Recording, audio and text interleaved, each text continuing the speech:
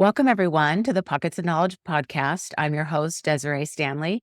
And with me today is my guest, Janette Dalgliesh. Welcome to the show, Janette. I have so been looking forward to our conversation. Welcome, and thank you for joining us. Oh, thank you so much for having me, Desiree. It's always a pleasure to be able to bring ideas and knowledge. And I love what you're doing with this podcast. And I love the idea of pockets of knowledge. I think that's the key because we can't know it all at once, but we can certainly take on board little bits at a time. I love that. Yeah, absolutely. Thank you. And that was part of the concept, is getting those little nuggets, those kernels of knowledge that can help us grow and develop and become the people that we need to become. And thank you very much. I appreciate that. I want to talk about you. You are a life coach, but what I love about something you said is you're on a mission to wreak more joy in the world. And so let's talk about that to start. And then you can fill in about your journey, where you started, because you've had a very experienced life and you've lived a lot of different experiences. And so I want to hear all about it. Thank you for that. Well, when the phrase wreaking joy occurred to me, we're used to the idea of wreaking havoc and wreaking disaster. And I thought, what would be a really revolutionary thing to do? And it occurred to me that wreaking joy would actually be far more subversive than wreaking havoc. Because in a way, joy is an act of political resistance. When you think about it, you can't radicalize somebody who knows how to experience joy, who knows how to live an authentic life, and who has the opportunity to do that. So being able to wreak joy in the world doesn't just mean for each individual, but that also weaves in the fact that I'm also quite an activist for social justice in my sort of non-professional life. And it weaves those things together really nicely for me. The idea that if everyone on the planet had access to joy, the joy of living an authentic life, then the war would be over, hunger would be over, all those things would be over. Obviously, there's a part of me that's quite an idealist, and I can only do this more or less one human at a time or a small group of humans at a time. But we have to start with where we are. And so it brings me back to re-energizing what I'm here to do and what I want to do. This idea of wreaking joy. If I'm wreaking joy just by having one Facebook post that educates or enlightens or entertains, or if I'm doing it through a group coaching program, or if I'm doing it through a book or whatever, then I figure my work here is done.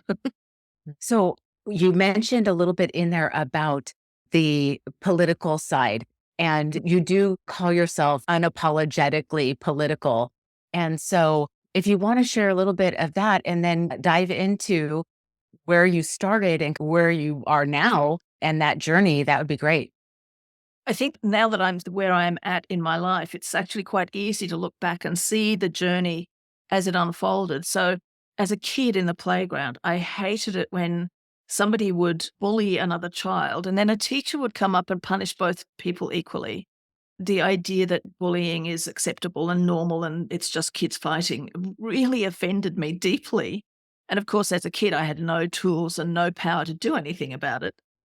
And then my first career was actually as a professional puppeteer. I wanted to work in theatre, and puppetry, being a performer, was fabulous, but I was a bit shy, so I became a puppeteer.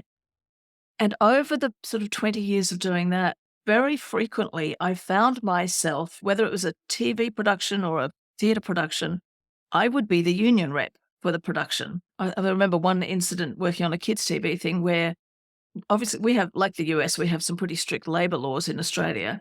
And when kids are on a break, they're supposed to be on a break. And I watched this poor kid who was clearly really stressed out and tired and getting crotchety. I think she was 8 years old. And they had some newspaper come in to do an interview with her during her lunch break. And I was like, no, that's not okay. So I rang the producer, who was a great guy, and said, did you know that the publicity people are making the kids work over lunch break? And he fixed it straight away. So that sense of being able to stand up for the powerless, stand up for the vulnerable, that was something that started to weave into my working life back then. And then I was injured, which meant I couldn't do it anymore. So I ended up working for the union that looks after actors. and then later the union that looks after academics. And I realized what they have in common is these are people who are passionate about what they do, which leaves them quite vulnerable to exploitation, to being overworked, underpaid, treated fairly badly. And from there, it was a very short step to doing more overtly political activism. And at one stage, I even spent a year as the sort of executive assistant to a federal member of parliament in Australia. She's still actually in government now. And that was an amazing experience. I got to write speeches for her. I got to participate in the political process. I got a really deep understanding of how it works and how it works within parties, etc. Although I realized that it wasn't satisfying enough for me because I was now doing it at such a distance. I wasn't getting that personal experience of helping an individual. I was doing quite a bit of that during my time working with this politician. I would quite often help out individual constituents who would come to the office with problems and difficulty and needing help navigating the system. And that was great, but it wasn't what I was really craving. I found out later was I didn't want to be rescuing people. I wanted to be empowering them. And in the years as a union organizer, I had been able to do that a few times. I'd been able to support people while they stood up for themselves in difficult, toxic situations. I won't go into details, but there are some really horrifying stories of how people get treated in the workplace. I'm sure you understand what that's like. And being able to help people stand up for themselves, that was so rewarding because not only did they solve the problem, but they also inoculated themselves to some extent against it happening again. I remember one person saying to me, she was in tears in my office, and she said, "I'm a strong woman and I feel so helpless here." And being able to say to her, "I can support you with this, and here are the tools you need, and here's the being behind the scenes helping with that," to the point where she wasn't just standing up for herself, she herself became involved at a committee level in the union and helped other people. And so when the time came to leave that work, I had become aware of coaching and its potential for doing this same kind of work. And that was what I decided was going to be my next career, because it gave me the opportunity to not just do it in the framework, this narrow framework of in the workplace. That's great. And I think it's an amazing privilege to help people in the workplace because that is what so many of us spend so much of our time doing. But I wanted to expand it to people, particularly to women. Initially, when I set up my coaching practice, I did work with men, but over the years, I've realized that while men also need support in a whole lot of different ways, my background and my interests lie elsewhere. That was really the foundation, the journey that I can't separate my passion for diversity, equality, inclusivity. I can't separate that from the coaching work that I do. They're intrinsically interwoven. Yeah. That's such an amazing story. And thank you for sharing that with us, Janet. I think it's really easy to see how, even just as a young child, you wanted to be a supporter for other people and help them. And it's clear in everything that you did, working in the union, helping the actors. And I think even with the politician and getting that side of it as well, I think it's really that overarching, you want to help people. And Mhm. it's very clear that's just been your life's work. And it's amazing Well, what you're thank you. doing. I think it's awesome. So let's talk then a little bit about how we can empower ourselves, because you mentioned like you want to provide tools. You want people to be able to have something they can work with, not just somebody who's going to save them, but what they have inside that they can save themselves. Yeah. I thank you. This is such a great question. So I think one of the things that I have observed over the years of being a coach, I've been in business for more than a decade now. And one of the phenomena that I have observed over the years, and it's happened to me as well. So I'm not sitting here on my high horse saying, "Oh, it's never happened to me." It's definitely happened to me. There is a very interesting phenomenon that occurs when we embark upon a journey of self awareness, empowerment, healing, growth, expansion. We can also acquire some baggage along the way from that very process itself. And initially it puzzled me. I couldn't quite work out where it was coming from. I knew that it was bothering me. So what I'm talking about is how there's a moment very often when we're doing this kind of self-improvement work where we notice that there's a pattern, that we have a pattern of behavior or a habit of thought that keeps recurring. And we don't give ourselves enough compassion. Very often, we kind of pile on another layer of shame and guilt about it. So, for example, somebody who notices, who becomes aware of an old thought habit such as, I'm not lovable, and starts working towards changing that to, I am lovable, or I am someone who could be loved, or whatever it might be, but catches themselves falling back into it. And immediately the reaction is, I'm terrible. I'm doing a bad job of this. And we get into this shame spiral of self criticism.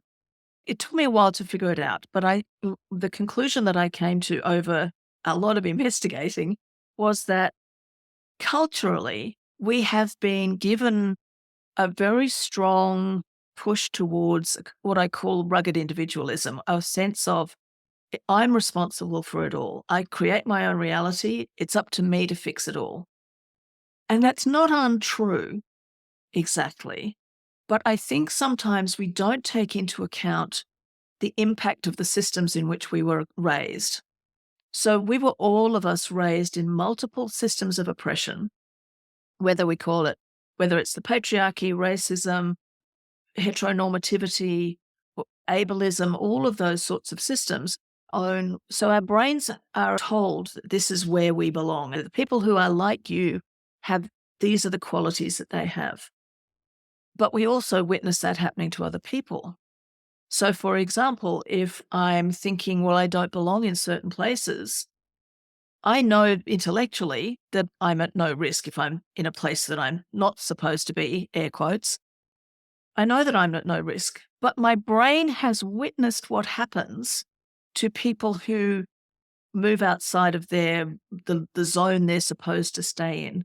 And my brain has seen images of people who have died as a direct consequence of being in the place they weren't supposed to be, or trying to move up in life. Or I'm thinking particularly of, for example, images from the 1960s during the civil rights movement of people who were trying to vote, which is their legal right, who died because of it.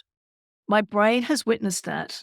And so have the brains of all of us who are alive on the planet now, because even if we weren't alive at the time, we know what that happened. So for my brain to conclude that it would be dangerous for me to get out of my little comfort zone, that's actually a completely reasonable thing. So for me to suddenly feel shame or guilt about the fact that I have that programming, that's not helpful and it's not accurate. One of the dynamics that doesn't get talked a lot about in the sort of self-improvement empowerment field is the idea that the systems around us are broken. They have been broken for millennia. They install a whole lot of toxic stuff in our brains at a very deep level. We grow up swimming in these waters, these toxic waters, and we are not aware of it for the most part. It takes a lot of work to become aware of these unconscious biases in our own heads. And so we get this kind of toxic layering of mess that nobody else can clean up for us. It's really annoying, I have to say. It's really annoying to go, the system installed all of this nonsense in my head, and now I've got to clean up the mess. That's outrageous. But unfortunately, that's the way it is. But what it does mean is when I notice my unconscious programming holding me back, at least now I can go, okay, it's not my fault. It's not a character flaw. It's not something wrong with me. I do have to clean it up. I can't just go, oh, well, I'm a helpless victim. There's nothing I can do about it. I do have to do some work to clean it up. But at least I don't have to feel guilt or shame about the fact that I have that programming, whatever it is that's keeping me stuck or holding me back. I'm not helpless. Janet, that's so excellent. Such a great reminder. And what an interesting way to think about the programming, if you will, and how it's as if it were installed like software on your computer just comes with software that's installed. So these things that we're taught, that we're raised with, that the environment that we grow up in is installing these systems into our brain. And it's such a great way to think about it, I believe, because now you can look at it like, okay, I recognize that there are these things. And like you said, it's not that there's anything wrong with me. Mhm. This is the software that's been installed. And now what can I do to correct it? It's like installing that virus cleaner onto your computer, right? So Yes. I love that you're talking about it this way because it gives us an opportunity to look at these things from a different perspective. And so it's excellent. So thank you for sharing that. You're welcome, and I really love that analogy of the virus patch. I think that's a great analogy because we don't arrive on the planet as a clean slate. We don't arrive completely neutral. We have talents and preferences and things that we bring with us to the planet that form a complex, interesting, unique human being with potential for all kinds of amazing things. And then the programming gets layered on top. So what we're doing, the virus patch, it is the cleanup. It's basically uninstalling that stuff so that the true radiant self can emerge, so that it can shine forth. And one of the things I always like to say to my clients is, it's a bit like when the sun is hidden behind clouds. It doesn't matter how deep the clouds are, how thick and heavy and grey the clouds are. The sun never went away. That core, authentic you never goes away. It's always there. It's always with you, no matter how many layers of programming might be in the way, like clouds in the sky. And then it's just the work of unlearning the stuff that got taught, that got installed. Yeah. Oh, and that's such a great point, that idea of the sun is still there. And so that part of you, that authentic part of you is still there. And it's just a matter of peeling away all of the junk and getting back to it. And so I love that analogy as well. That's brilliant. So then let's talk a little bit about how we can do that reprogramming since we've got this kind of computer terminology going on. How do we begin to work on that? Well, I think one of the key principles to understand is that this is unconscious stuff. This is not, so we don't do it through a single act of willpower, for example. There's going to be a moment of revelation where we suddenly become aware that we have a particular piece of programming. So, again, using the example of if the programming is, I'm not lovable, we're going to have that moment of revelation of going, oh my God, this explains so much. Now I suddenly understand why I have walked away from good relationships because I was so afraid that person would discover I'm not lovable. And so I left them before they left me. So this unconscious programming drives our behavior. That's how humans operate. And the revelation that we have a piece of programming is really valuable, but it's not the full story. We can't necessarily change it through an act of willpower. But the good news is brains are incredibly easy to change. And this is the part that got me really excited. When I started coaching, it was around the same time that Norman Deutsch came out with his book, The Brain That Changes Itself. And he was talking about the phenomenon of neuroplasticity, which is basically the way that we can use our thoughts and behaviors, our deliberate thoughts and behaviors, to physically and literally rewire the brain. We can change that programming through things like neuroplasticity far more easily than we think, or than we used to think. For 400 years, ever since Rene Descartes said, I think, therefore I am, for 400 years, we thought that the adult brain was fixed, that the brain was pliable and malleable in children while they were learning. And then once you hit adulthood, that's it, all over, Red Rover, your brain is fixed, can't change it. That turns out to be complete nonsense. The brain is eminently changeable. We know that now from work that's been done with stroke victims, helping them not just find new neural pathways in the brain, but actually grow new brain cells. All of the things we thought we knew about the brain turn out to be false limitations. We can rewire the brain. And there are only two things you need for rewiring a brain. One is repetition, and the other is engagement. First of all, you want to think about, well, what is it I'm trying to reprogram here? If it is the thought, I'm not lovable, then what we want to install or what we want to rewire it to is, I am lovable. This is why when affirmations work, this is why they work when they work. They don't always work for everybody because we're not always doing it quite the right way. And there are lots of different ways that we can use neuroplasticity, but this is just an example. So let's say we're going to say, okay, I'm going to retrain my brain that I am lovable. We can use an affirmation. We can use a set of questions. The brain responds instantly to questions through a process called instinctive deliberation, where you ask the human brain a question and it will drop whatever it's doing and for a split second and turn all its attention to that question.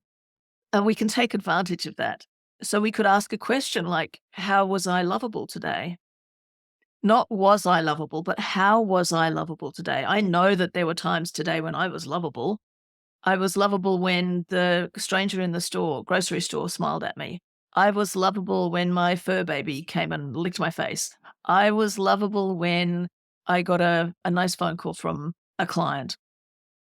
How was I lovable today? We do that as a daily practice, but we blend it with either emotional or sensory engagement. So the emotional engagement can come from simply putting yourself back in that memory of what you did today or how you were lovable today, how you experienced love today. You can do the sensory engagement by anything that brings sensory pleasure. That can be literally smelling a particular scent that you love, or it can be the taste of something delicious, or it can be the feeling of sensory delight and physical comfort in your body. So stretching your back and moving your posture around, that can be sensory delight. It's a very individual experience. So when I teach this to my clients, I often teach it within a framework. And I say, you pick your sensory engagement or your emotional engagement. If you can do both, that's even better. And that using these two very simple approaches, repetition, sensory engagement, that is what gives us the power to use neuroplasticity in a very concrete way. And what I love about this is the brain is the most changeable organ in the body.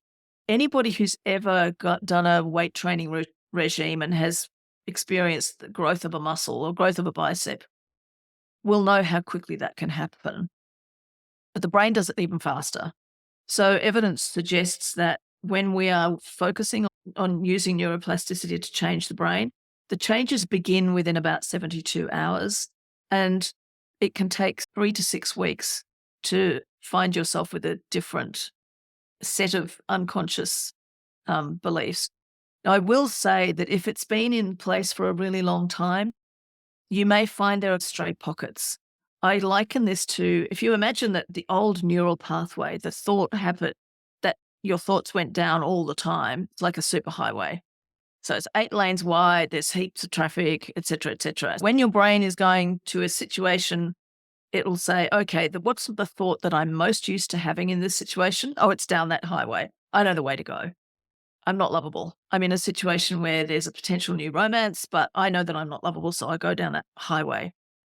When we're creating the new neural pathway of I am lovable, it's like a little goat track in the grass.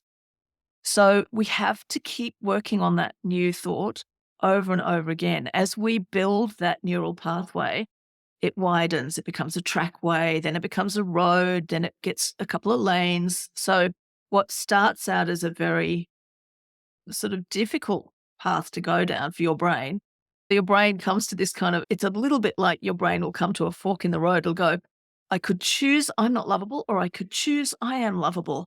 It's a strange feeling, I tell you, when you get to these moments where it's quite disconcerting. It's almost, wait a minute, who am I? What have I done with Janet? And so the more we keep choosing that new path. So it's a combination of that neuroplasticity work and also following up with thoughts, conscious thoughts and behaviors that are a match for that new pathway. That's a very short encapsulation of a really complex concept, but hopefully that kind of makes sense.